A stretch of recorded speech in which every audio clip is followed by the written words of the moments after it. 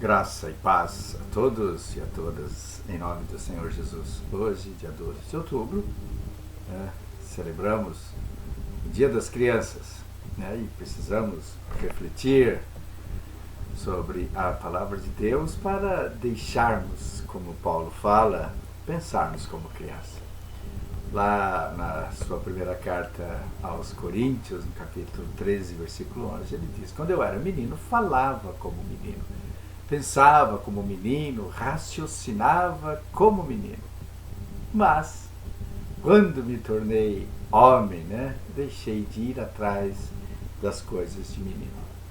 Quantas vezes a nossa vida também ela precisa ser marcada por momentos de passagem, quando deixamos de ser crianças no sentido da dependência, de coisas exteriores, de objetos materiais, e passarmos a ser dependentes das coisas de Deus.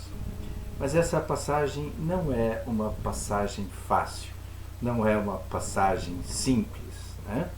E o texto para nossa reflexão nessa noite, nesse dia, nesse momento, é olharmos para o povo de Israel. O povo de Israel também foi convidado pelo Senhor a deixar de ser criança, e a passar a ter responsabilidades no sentido da relação com o Pai. Quando estavam cativos lá no Egito, escravos sendo tratados aí por quase 4 séculos, depois que José chama a sua família, que estava passando por necessidades, e estes se dirigem ao Egito e lá permanecem, os hebreus acabam, então, durante esses 400 anos, crescendo de uma tal maneira que Faraó resolveu torná-los escravos. Mas, conforme a promessa de Deus, e a promessa de Deus é uma realidade sempre, deveria haver um tempo de libertação. Isso estava no coração do povo de Deus, de que lá não ficariam eternamente. E Moisés foi esse grande instrumento do Senhor para a libertação do povo. Mas quando olhamos a partir do capítulo 13 do livro de Êxodo, depois aí do processo de libertação, nós vamos ver momentos em que o povo liberto tinha ações de crianças birrentas, tinham saudade de coisas que haviam deixado no Egito, tinham saudades das cebolas, tinham saudade de elementos que tinham lá no Egito, e não conseguiam, portanto, olhar para o futuro com muita esperança. Criança é assim, criança quer saber do presente. Criança não tem um vislumbre de uma maneira clara sobre o amanhã. Ele sabe o que está precisando hoje, e para que a sua necessidade seja suprida, se necessário for, ele vai chorar. O texto escolhido é lá no capítulo 33 do livro de Êxodo e diz assim, só para explicar, esse texto aqui é um texto que vem posterior, quando Moisés sobe, recebe lá de Deus a tábua dos 10 mandamentos, e ficando lá 40 dias, Arão pega os objetos de ouro, os elementos que a palavra de Deus chama de atávios ou atavios, ou seja, enfeites que lembravam deuses estranhos, juntam todo esse ouro e colocam à disposição de Arão, que faz um bezerro de ouro, e eles passam a adorar esse bezerro de ouro. Moisés, então, quando desce, vê aquilo, e esse é o contexto deste texto. Disse mais o Senhor a Moisés: vai, sobe daqui, tu e o teu povo que fizeste subir da terra do Egito, a terra que jurei a Abraão, a Isaque e a Jacó, dizendo: a tua descendência a darei. E enviarei um anjo adiante de ti, e lançarei fora os cananeus, os amorreus, os heteus, os perizeus e os heveus e os jebuseus. A uma terra que mana leite e mel, porque eu não subirei no meio de vocês. Porquanto és um povo de dura cerviz, para que te não consuma eu no caminho. E ouvindo então esta má notícia trazida por Moisés, o povo, a palavra de Deus diz que o povo pranteou e ninguém pôs sobre si os seus atavios. Porquanto o Senhor tinha dito a Moisés: dize aos filhos de Israel: és povo de dura cerviz. Se por um momento subir no meio de ti, te consumirei. Porém agora tira os teus atavios, para que eu saiba o que hei de te fazer. Ou seja, era um momento em que, apesar da libertação, o povo, mais uma vez, precisava de um elemento físico para sentir-se seguro, né? Criança é assim, criança precisa de algo palpável, criança precisa de algo em que ela possa tocar para ter segurança, né? O colo de uma mãe, quantas vezes, né, uma criança que choraminga, ao encontrar a barra, né, da saia da mãe, ou o dedo do pai, ou algo, né, pertencente à família, ele se acalma. Também esse povo ainda não havia aprendido a dependência de Deus, não havia aprendido ainda que Deus estava no controle e mais ninguém. Afinal, Deus os havia libertado de uma forma extraordinária. Quem poderia fazer isso a não ser o Deus Criador, o Deus que tudo tem em suas mãos, né? Nesse sentido, é fundamental nós também olharmos para a nossa vida, para o chamado que Deus deu a nós através de Cristo Jesus e compreendermos que estamos vivendo tempos difíceis, né? Quem de nós, né, não tem passado por momentos difíceis, né? E quantas vezes titubeamos, caímos em murmurações, perdemos, né, a percepção viva, real da presença do Senhor em nossas vidas, começamos então, quando isso ocorre, a olhar para as circunstâncias, estamos atrás aí, né, da barra da saia da mãe, estamos aí atrás, né, da mão do pai, estamos aí atrás de algumas coisas, ou de alguma coisa que possamos nos apegar para nos dar segurança. E tudo isso nós sabemos, né, que são aquilo que colocamos em nossa vida. E exatamente como os hebreus fizeram, né, que saíram do Egito com seus atavios, né, os seus enfeites, também nós temos os nossos enfeites e que muitas vezes, né, podem nos trazer uma segurança. Então, vemos aqui na história de Israel, né, a atuação de um Deus interessado, gente, interessado no bem-estar total do seu povo, né? Não somente naquele momento, mas era um Deus que havia se comprometido com o todo. E o que é que nós podemos aprender aqui, portanto, né? Sem Ele, sem Deus na nossa vida, tudo pode perder o seu valor, tudo pode perder o seu encanto. Quando Deus diz para o povo, através da boca de Moisés, eu não irei com este povo, é um choque, né? É como se Deus estivesse falando para Moisés, a partir de agora eu vou cuidar de vocês, mas não estarei com vocês, as decisões são de vocês. O povo começa a se sentir perdido, né? E todos nós sabemos, porque já fomos crianças, né, como é difícil quando nós nos sentimos inseguros, quando nós nos sentimos perdidos. Resta uma alternativa: chorar. E a palavra de Deus diz que este povo chorou, lamentou muito, né? Por quê? Gente, porque não tem como, né, nós vivermos esta nossa vida depois que permitimos que ou deixamos que Deus entrasse em nossa existência ou aceitamos o seu chamado. Não tem mais como deixarmos de caminhar com Ele, né? Sem Ele, portanto, a nossa caminhada perde o seu valor, ok? Então, nesse sentido, no entanto, Deus, óbvio, manteria a sua palavra, né, de lhes conceder aquilo que ele havia prometido para os seus antepassados, Abraão, Isaac e Jacó, né? Ora, a reação deles, portanto, ao ouvir essas palavras, nos mostra que sem Deus não tem sentido, tudo perde valor.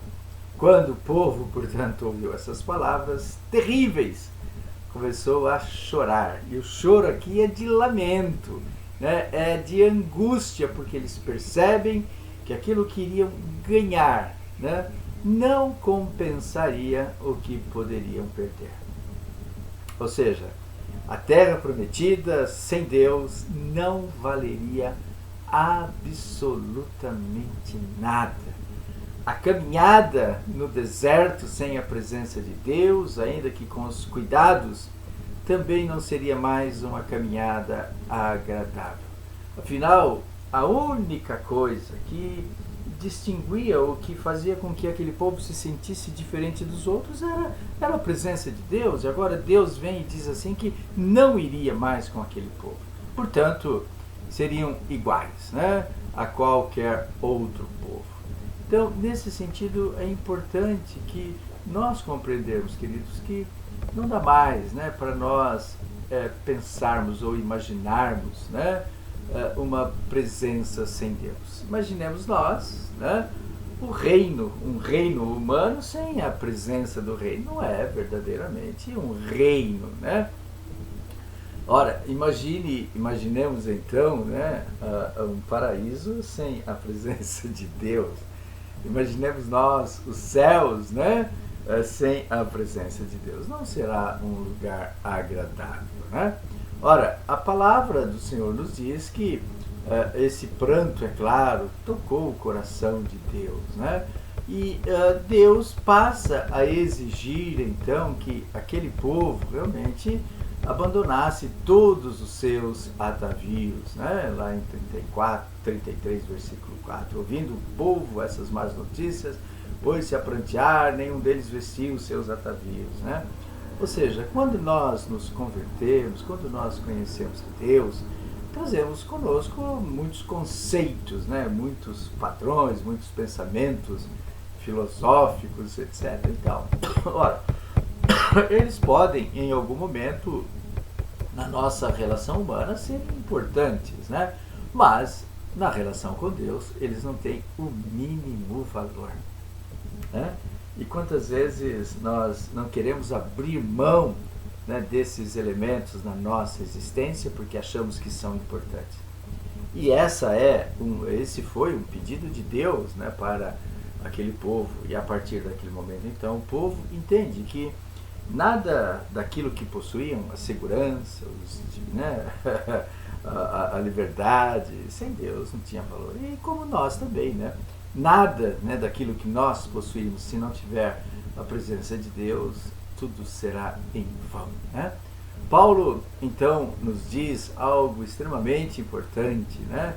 Lá na sua carta aos Romanos, no capítulo 12, né? Rogo-vos, pois, irmãos, pelas misericórdias de Deus, que apresentei os vossos corpos, né, por sacrifício vivo, santo e agradável a Deus, que é a vossa relação racional, o vosso culto, a vossa celebração, que tem que partir, né, exatamente da nossa mente, da nossa vontade, da nossa consciência de entendermos que Deus é Deus e sem Ele a vida não tem sentido, né? Ora, quais são os atavios, né, que nós temos que retirar da nossa vida? Sem dúvida nenhuma, o materialismo, né, gente? Se tem uma coisa que estraga a nossa relação com Deus, é o materialismo, né? Como nós temos lutado, né, de uma forma assim intensa, até mesmo hercúlea, né, ou seja, poderosa, para termos bens materiais, para sermos reconhecidos, para termos projeção nesse mundo através daquilo que nós temos, né? O materialismo abrange tudo, né, tanto quanto aquilo que nós produzimos, quanto aquilo que nós criamos, quanto aquilo que nós consumimos, quanto aquilo que nós usufruímos, né? Não é esta a grande Babilônia que eu edifiquei? Disse um famoso rei, né? Rei Nabucodonosor para a casa real com o meu grandioso poder e para a glória da minha majestade. Está lá, né, na carta de Daniel, no capítulo 4. Então, óbvio, né, o materialismo, ele faz com que realmente nós olhemos para as coisas e acreditemos que fomos nós que a realizamos, que fomos nós que a construímos. E eu não canso de falar isso, né? Também sobre a vida de Salomão. Salomão é um modelo para mim, né? Eu não quero chegar no final da minha existência, olhar para trás e perceber que construí, né, como Salomão fez, e que de repente nada disso teve valor. Sem Deus não tem valor absolutamente nada, né, daquilo que nós construímos, né? Ora, uma outra coisa que tem dominado as nossas mentes, né, é o relativismo, né? Ou seja, estamos relativizando a nossa relação com Deus, estamos relativizando, né, tudo é relativo. Os sentimentos são relativos, o amor é relativo, o perdão é relativo, né? Tudo tem sido tão relativo que até mesmo Deus passa a ser relativo na nossa vida, né? Nesse sentido, me parece que essa é a tentativa maligna dos últimos tempos, né? De fazermos acreditar que nós não precisamos de Deus, que basta qualquer coisa que nós toquemos, né? Isso nos será suficiente para entendermos, né, exatamente o sentido da vida. Não dá, né? Eu tenho, né, o relativismo, e a gente tem percebido isso, tem destruído relacionamentos sérios, tem destruído igrejas, né, que acabam entrando aí, né, nos shows mício ou, né, nos shows gospel aí. Essa semana um aluno me veio, é óbvio que todos sabem que eu sou pastor lá, ele veio perguntar para mim: pastor, a sua igreja, vocês não pintaram todo o templo de preto internamente? E ele até me falou o nome, e esse nome agora eu me esqueci. Eu falei: como é que é? Isso recebe um nome, né? E ele falou lá, eu não sei, talvez você saiba, né? É, pastor, porque agora, né, as igrejas estão internamente sendo pintadas de preto. Eu falei: mas com qual objetivo, né? Ele também, óbvio, não soube explicar. Mas, ou seja, caímos, né, no modismo em que as cores, né, passam a ser mais importantes, né, do que a busca por Deus, né? O show passa a ser mais interessante do que a presença de Deus, né? O fato é que quando Moisés, depois desse evento, entendeu, né, o perigo que estavam correndo, ele faz uma cabana para si e ali adentra. E é exatamente isso, gente, que nós precisamos fazer, né? Para que nós continuemos a estar na presença de Deus, né? Precisamos entender e retirar da nossa existência tudo aquilo que é relativo, tudo aquilo que tem aparência apenas, né? Tudo aquilo que realmente faz com que nós acreditemos que estamos, né, debaixo do cuidado de Deus e buscarmos intensamente. Gente, este tem sido um tempo difícil. Precisamos aprender, né, que diante desta palavra eu não vou acompanhar vocês porque vocês têm uma cerviz dura, ou seja, vocês realmente não se inclinam, vocês não entendem, né, quem sou eu e quem é vocês, né? Às vezes nós achamos que somos bem parecidos com Deus e não somos, né? Então o relativismo, meus queridos, tem destruído, né? Portanto, não podemos nos conformar, né?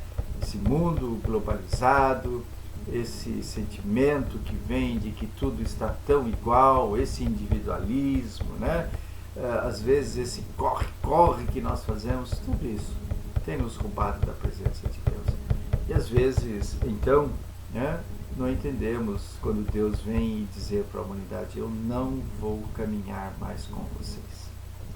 É tempo da igreja, é tempo da família, é tempo do indivíduo fazer aquilo que Moisés fez, né?